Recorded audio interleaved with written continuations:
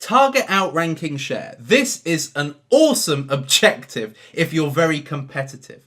Okay, so basically the objective of target outranking share is to outrank a competitor on search. So for instance, I've got a Python product. I've got tons of other products, but I've got the Python course and I want to sell that. Now, there are a number of courses that are ahead of me. There's particularly 3 courses that are always being promoted on Udemy, okay? And if you go on Google AdWords, you will find them on the first page. Now, if I'm annoyed by a particular competitor, I can use target outranking share to outrank them on Google. And as I've already said to you, if you're on the number 1 result, or if you are before a particular competitor, people will see you as having the lead on that competitor. They will see you from a perception point of view as better. Okay, so by doing target outranking share, it's a chance to show you're better than your competition, and that makes you more likely to get the clicks. So anyway, that's the objective. So how does Google do it? You tell Google the domain that you want to outrank. So you have to put the URL of the product that you want to outrank, and Google will raise and lower your bid to outrank your competitor. So if we select target outranking share, you put the domain here. Now when it says target to outrank, this is the percentage of auctions in which you'd like to outrank the benchmark domain. 100%, 50%. So it says here, if you wanted to outrank example.com's ads in 80 out of 100 auctions, you would set your target outranking share to 80%, as I've just said. And then the maximum bid is what you would put in here. And what it says here is this is the max cost per click bid you want AdWords to set for your keywords, ad groups, etc. Okay?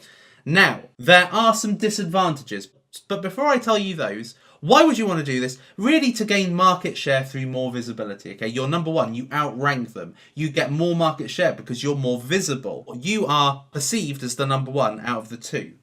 Now that gives you credibility also in your marketplace, because if you are that high on Google, it makes you look like you've got a pretty good ad budget behind you. It makes you look like you're doing a lot to try and get your product in front of people. It gives you that credibility.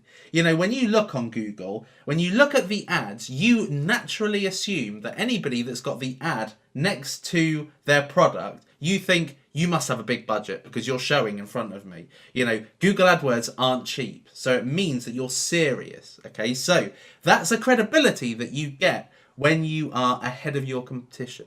Now, why shouldn't you do it? It could be very expensive. Now, the reason why is because if your competitor is savvy about you, once they see that you're ahead of them, they will try and outrank you. They may use target outranking share to outrank you. And if they do that, what does that mean? That means that you are going to constantly be trying to outrank each other and paying as much as you can for the keywords in order to be ahead. So if they get wise to you, that could be very expensive. Also, it can take more than a week to see results. Okay, so if you're looking for instant gratification, if you're looking to be instantly ahead of them, that isn't likely to happen because you have to wait a week or more whilst Google gets the information and makes you outrank your competitor. All right, so I like this personally because I'm a competitive person, and if I see a Python course or a Facebook ads course that's on Google Ads that's a Udemy course, I naturally want to be ahead. So this is what I would use to get ahead of them and be able to achieve the top placement for my product.